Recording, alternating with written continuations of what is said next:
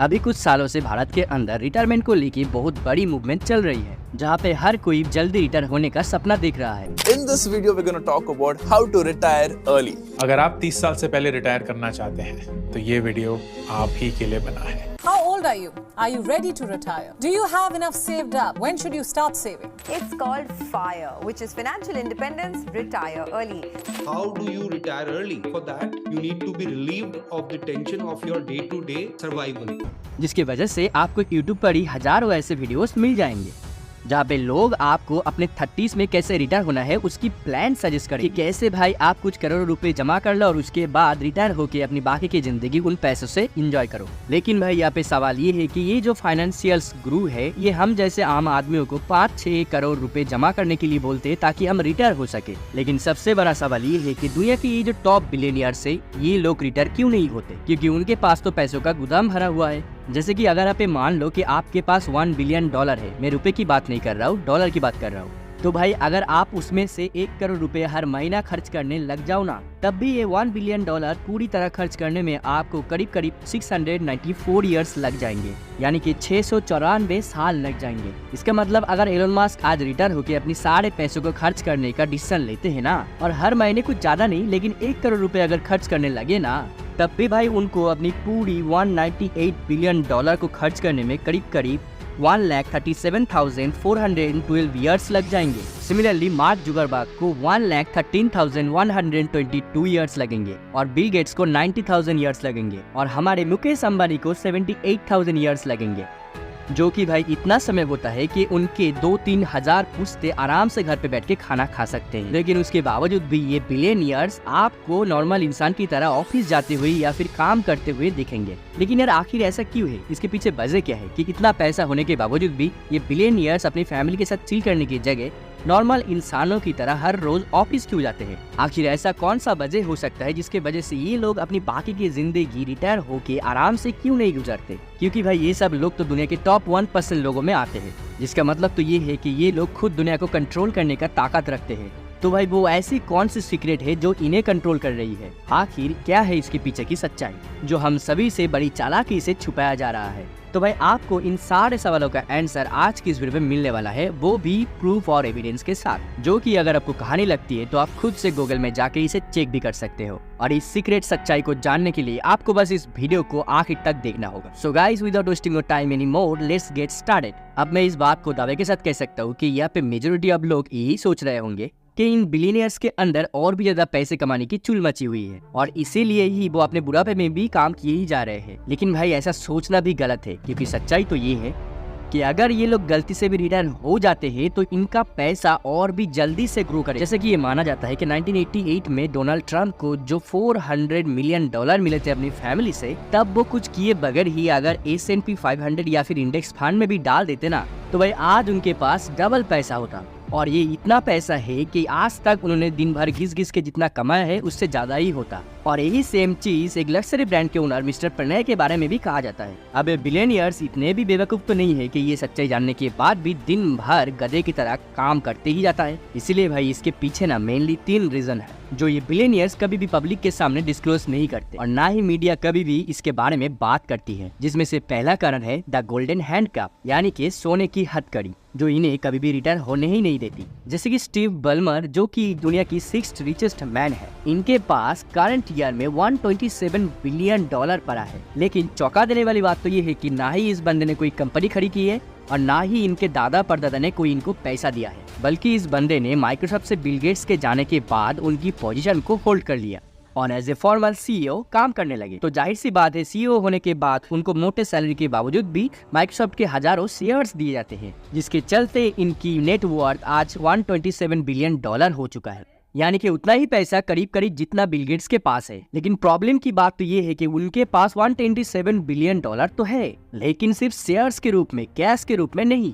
यानी कि अगर उनको पैसे की जरूरत होगी तो उनको किसी भी तरह इन शेयर्स को लिक्विडेट करना पड़ेगा, यानी कि अपने शेयर्स को बेचना पड़ेगा। और इसके लिए उनको ऐसा बंदा ढूंढना पड़ेगा जो उनकी शेयर्स के लिए उनको मोटा पैसा दे, या फिर स्टीव खुद अपने शेयर्स को लेके स्टॉक मार्केट पे पहुंच जाए। तो भाई आप ये एक बार सोच के देखो कि अगर 127 बिलियन डॉलर की शेयर्स को शेयर मार्केट पे जाके अगर बेच दिया जाए तो शेयर मार्केट का क्या होगा और क्या ही होना है, रातों रात मार्केट हिल जाएगा। भाई अगर एक साथ भी नहीं लेकिन थोड़ा थोड़ा अगर शेयर्स आप बेचने लगोगे ना तो मार्केट पे एक रिपल इफेक्ट आ जाएगा। रिपल इफेक्ट मतलब ये है कि आम आदमी जो इस कंपनी के छोटे छोटे शेयर होल्डर से वो जब नोटिस करता है कि कंपनी की ओनर ही अपने सारे स्टॉक्स को बेच रहे हैं, तब वो भी अपने शेयर्स को बेचने लगते हैं, यही सोच के कि कंपनी के अंदर ना कोई झोल झपाटा चल रही है। तभी तो कंपनी के बड़े बड़े शेयर होल्डर्स अपने शेयर्स बेच के भाग रहे हैं, जिसकी वजह से कंपनी की वैल्यूएशन रातों रात जीरो हो जाती है। इसीलिए कंपनी के बोर्ड ऑफ मेंबर ऐसा करना कभी भी अलाउ ही नहीं करते। और जब आप एज ए CEO कंपनी के इतने बड़े पोजीशंस को होल्ड करते हो,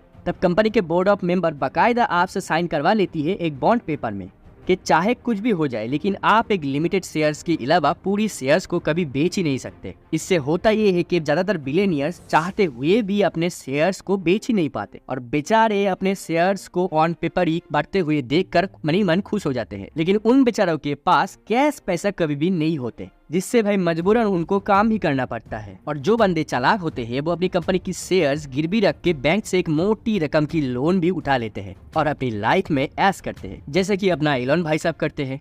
उनके पास भी कैश में कोई पैसे वैसे नहीं थे, इसीलिए भाई साहब ने अपनी सारे शेयर्स को बैंक में गिरवी रखकर एक मोटा पैसा उठा लिए और रातों रात उन्हीं पैसों से वो ट्विटर को भी खरीद लिया। लेकिन भाई ऐसा करना बिल्कुल भी ठीक नहीं है, क्योंकि ऐसा करने से लोग कंपनी की रेपुटेशन पे हजारों सवाल खड़े करेंगे और उसके साथ ही आपके ऊपर लोन चुकाने का भी एक प्रेशर होता है, ताकि आम जनता और इन बोर्ड मेंबर्स का ट्रस्ट आप पर बना रहे। भाई एक तरह से देखा जाए ना तो ये बिलियनियर्स एक सोने की हथकड़ी में बंधे होते हैं, जहाँ से निकलना तो चाहते हैं लेकिन बेचारे मजबूरी में निकल नहीं पाते। इसीलिए आपने भी इस चीज को शायद नोटिस किया होगा कि ज्यादातर कंपनी की फाउंडर्स बिलियनियर्स बनने से पहले ही अपनी कंपनी को बेच के भाग जाते हैं। और भाई मॉर्गन स्टैनली की रिसर्च ने तो खुद इस बात को कंफर्म भी किया है कि कंपनी को जल्दी से बेच के निकल जाने से 800% की ग्रोथ दिखती है, और वो भी बस 20 सालों के अंदर अंदर। जहाँ पे कुछ चालाक कंपनियों के मालिक जानबूझ के अपने हिस्से को बेच के जल्दी से निकल जाते हैं और अपनी लाइफ को आराम से और चैन से जीते हैं, या फिर कुछ फाउंडर्स अपनी शेयर के कुछ हिस्से को इनिशियल पब्लिक ऑफर के थ्रू यानी IPO के थ्रू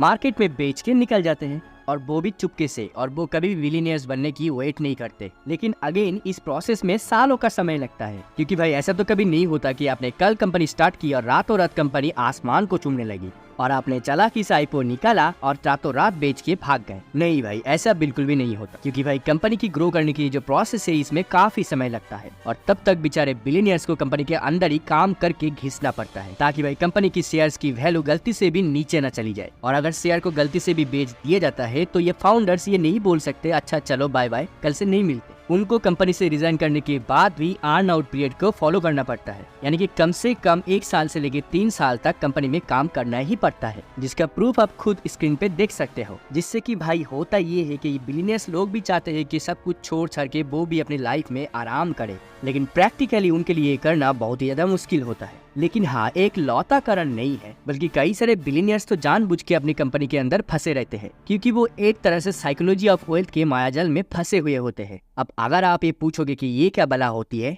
तो मैं इसे थोड़ा सिंप्लीफाइड करके एग्जाम्पल के थ्रू आपको समझाने की कोशिश करता हूँ। तो भाई 2003 में टॉम एंडरसन ने myspace.com नाम की एक वेबसाइट क्रिएट की थी, जो बिल्कुल फेसबुक और इंस्टाग्राम की जैसा एक सोशल मीडिया प्लेटफॉर्म था। और इस कंपनी को लॉन्च करने के 2 साल बाद ही भाई साहब ने इस कंपनी को $580 मिलियन में बेचकर रिटायर कर ली, और आज वो अपनी रिटायरमेंट लाइफ को आलीशान जी रहे हैं और किसी भी चीज की दिक्कत नहीं है उनको। वही 4 फरवरी 2004 में मार्क जुगरबर्ग ने फेसबुक को बनाया था, और टॉम भाई साहब की तरह ही मार्क जुगरबर्ग को भी अपनी कंपनी को बेच के निकल जाने का एक ऑफर भी मिला था। लेकिन जुगरबर्ग ने उस ऑफर को तुरंत ही ठुकरा दिया, क्योंकि जुगरबर्ग को अपनी रिटायरमेंट लाइफ से ज्यादा कंपनी की जो ग्रोथ नंबर्स है उनसे ज्यादा खुशी मिल रही थी, और उसी से उनको सेटिस्फेक्शन भी मिल रही थी। और मार्क भाई साहब को दुनिया को ये दिखाना था कि वो most powerful businessman of the world है, और इसी स्टेटस की वजह से मार्क भाई साहब को आज भी रिटायरमेंट पसंद नहीं है। वही तीसरा रीजन ना सोचने लायक है, क्योंकि हार्वर्ड बिजनेस स्कूल खुद ये बताती है कि एक एवरेज बिलियनियर हफ्ते में 60 to 62 आवर्स काम करता है, जिसे सुनकर आपको ये लग रहा होगा कि ये तो बहुत ज्यादा होता है, जो कि बिल्कुल भी सच नहीं है। क्योंकि रियल लाइफ में इन बिलियनियर्स के पास अपना काम करवाने के लिए हजारों एम्प्लॉइज है, जिससे कि वो कुछ पैसे दे के IITs और IIM से पास हुए सुपर इंटेलिजेंट बच्चों को अपने टीम में लीडर बना लेते हैं और मेजोरिटी टफ और दिमाग थका देने वाला काम वो उन्हीं से करवाती है, और वो काम सही से हुआ या नहीं वो देखने का काम इनका होता है। और जब एक बार वो काम हो जाता है तो उनके ऊपर उनका नाम चिपका के वो पब्लिक के सामने खड़ा कर देता है, जिससे उनको कुछ ज्यादा टेंशन नहीं लेना पड़ता, और इसी वजह से वो अपना काम मजे मजे में ही करता है। और अगर आप एक बार Fortune 500 का CEO बन गए तो उसके बाद तो आपको हाई प्रोफाइल गैदरिंग, पॉडकास्ट या फिर रेड कार्पेट इवेंट में जाने का ही काम दिया जाता है, क्योंकि भाई सीधी सी बात है, मार्केट में जो दिखता है वही बिकता है।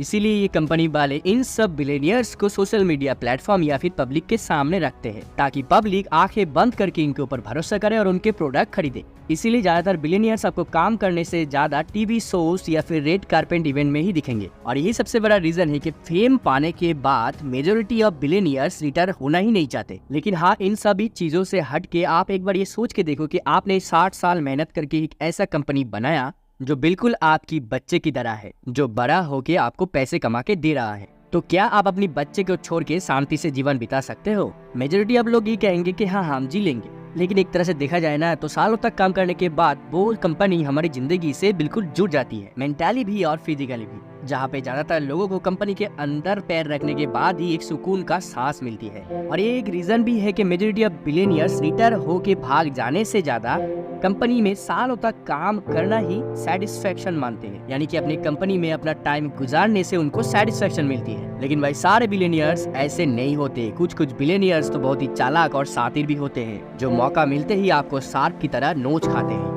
और वो किस तरह आपको उल्लू बनाती है उसका अगर डिमांड आता है तो मैं नेक्स्ट वीडियो उसके ऊपर जरूर लाऊंगा। तो गाइस, अगर आपको ये वीडियो अच्छा लगता है तो लाइक जरूर करना, अपनी फैमिली अपनी फ्रेंड्स के साथ जरूर शेयर करना, और अभी तक अपने इस चैनल को सब्सक्राइब नहीं किया तो मुझे सपोर्ट करने के लिए जरूर सब्सक्राइब कर देना। तो मिलते हैं नेक्स्ट कमल की वीडियो पर, तब तक के लिए have a good day, take care and Tata.